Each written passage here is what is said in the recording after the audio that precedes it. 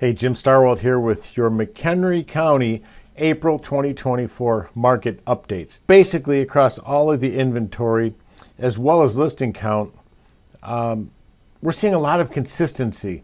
So we're in the same pace as we were last year. I'm looking at total listing count is going up, active listing count is going up, new listing count is going up, pending listing count is going up. That means we've got the same basic availability of homes out there to go and see. However, with everything up, we've got a lot more homes changing hands, so it truly is a better buyer's market than it's been in a long time.